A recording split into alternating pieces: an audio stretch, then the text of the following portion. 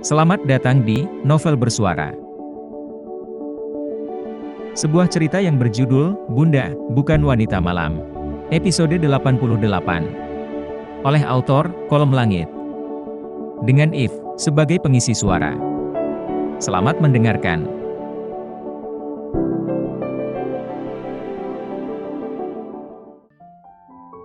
Wira gelagapan dan tak tahu harus menjawab apa.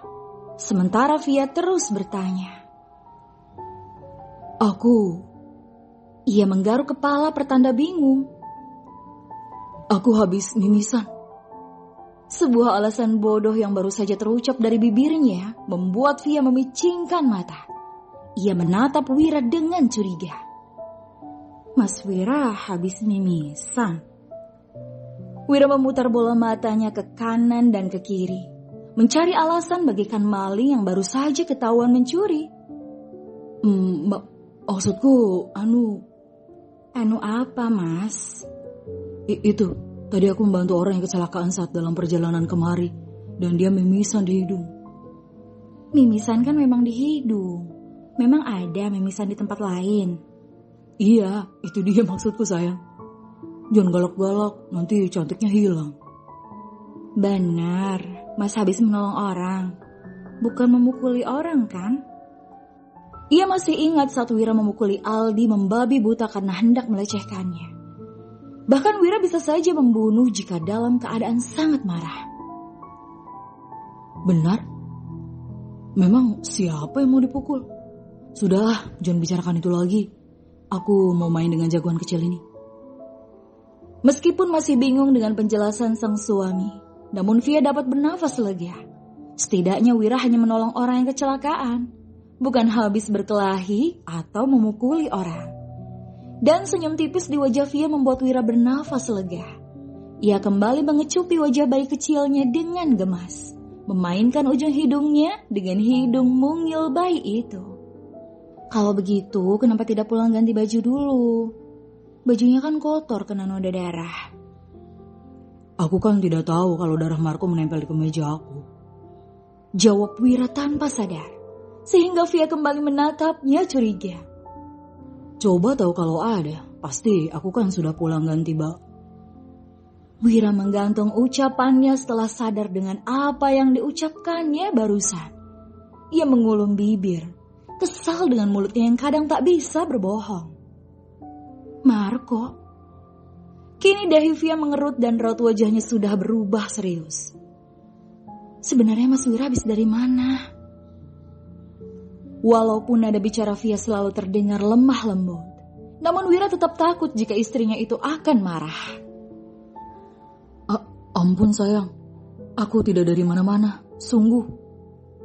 Tapi tadi Mas Wira menyebut nama Marco.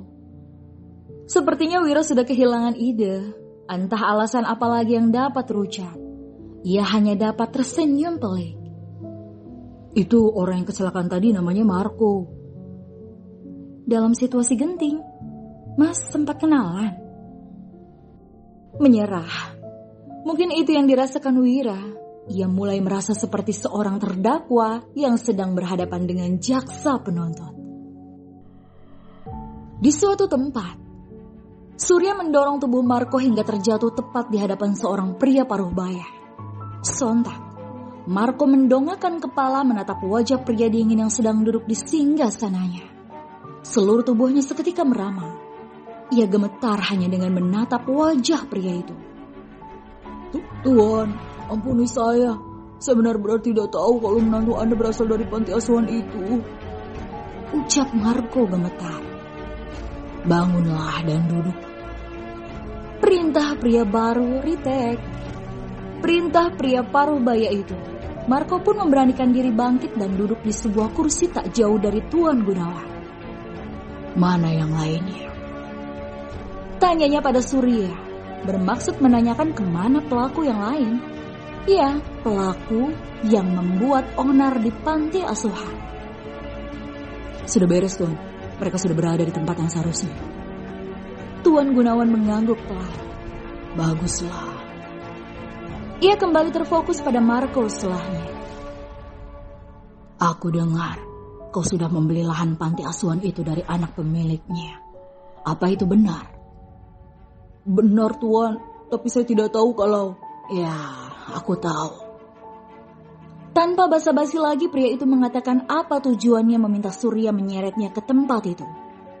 Baiklah, beritahu aku, berapa kau membelinya? Apa? Kau tidak dengar? Tuan Gunawan bertanya, berapa kau membeli lahan itu? Sambil menahan rasa takut, Marco menyebutkan harga lahan panti yang dibelinya. Surya pun segera menuju meja dan mengeluarkan sebuah koper kecil dari dalam sana. Ia meletakkan koper itu dengan kasar ke hadapan Marco dan membukanya. Tampak uang dalam jumlah yang sangat banyak di dalam sana. Ini lebih dari harga yang kau sebutkan tadi. Jadi mulai sekarang, lahan itu milikku. Tapi Tuan, aku tidak suka penolakan. Ujarnya tanpa bisa ditawar lagi. Surya kemudian meraih sebuah map dan membukanya di hadapan Marco. Kau hanya punya 2 pilihan saja. Tanda tangan atau kau berakhir di sini. Ancam pria parubaya itu dengan serius. Tak ingin hidupnya berakhir sia-sia, Marco akhirnya memilih menandatangani berkas tersebut. Setidaknya uang yang digunakannya untuk membeli lahan masih dikembalikan oleh Tuan Gunawan. Baiklah, kau boleh pergi setelah ini. Waktu sudah menunjukkan pukul 2 dini hari ketika Surya baru tiba di rumah.